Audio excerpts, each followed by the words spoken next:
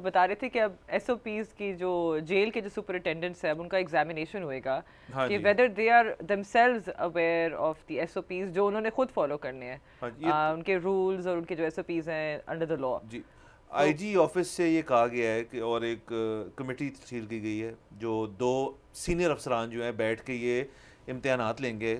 یہ امتحان جو ہیں یہ ہوں گے اے ایس پیز کے, ڈی ایس پیز کے اور ایس پی صاحب کے. اور اب اس میں ایشو یہ ہے کہ چلے امتحان ضرور لیں, وہ یہ پتہ کرنے کی کوشش کر رہے ہیں کہ آیا ان کو اپنی جو ایس او پیز ہیں تھانے کے, مطلب کہ کیس کا اندراج کرنا ہے, آپ نے کسی کے اوپر مقدمہ کرنا ہے تو آپ کو اس چیز کا علم ہے کہ یہ کیسے کرنا ہے, کس کے ایگزام اور دیگر اور چیزیں اس کے اندر.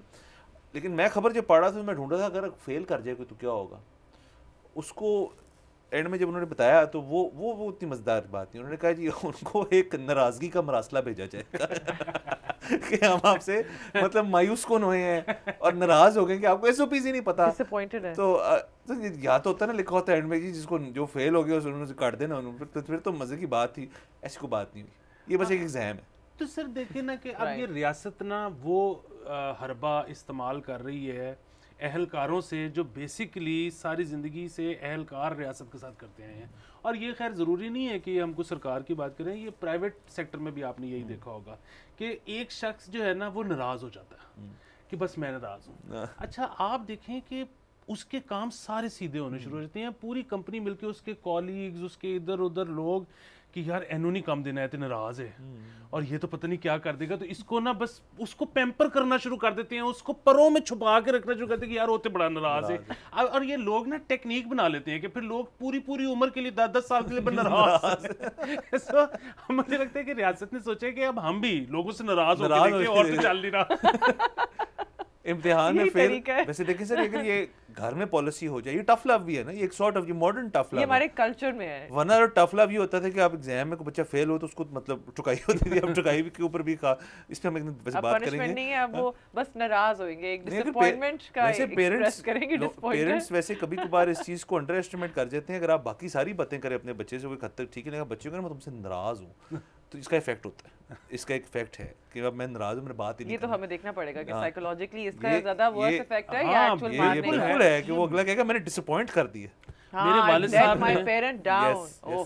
میں چھوٹا سا ہوتا تھا, میرے والد صاحب کو پتہ نہیں ریاست کو کہ ایسا ریلیشن شپ نہیں ہے. نہیں میرے والد صاحب جو ہیں وہ ذرا کو پڑھنے لکھنے کے شوقین تھے, تو ان کو پتہ نہیں کیوں لگا کہ جی وہ بچے کو مارنا نہیں چاہیے, اس کے تحت و شعور اور لاشعور پہ برا اثر پڑتا ہے. نہیں وہ ہوا یہ کہ میں کسی دن بدتمیزی کر رہا تھا اور وہ والدہ میری مجھے مارنے کے لیے آئی, تو انہوں نے کہا نہیں بچے کو مارنا نہیں ہے.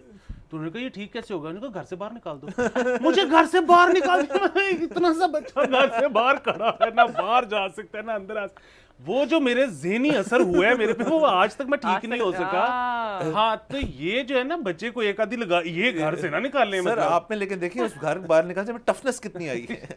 لیکن آپ نے سیکھ لیا نا کہ یہ حرکت دوبارہ نہیں کرنی ہے. اٹس ناٹ اے پوائنٹ کہ آپ ایفیکٹولی تھوڑا سا ڈیٹررنٹ کریٹ کریں. چلے میرے خیال میں کیونکہ یہ پولیس کے اور تھانوں کی ایس او پیز کی بات ہو رہی, ناراضگی سے ذرا زیادہ رد عمل اگر دکھا دیا جائے تو ہمارے جو بہتر ہو جائے گا. ایک ٹرین میں constable was recorded beating a passenger up.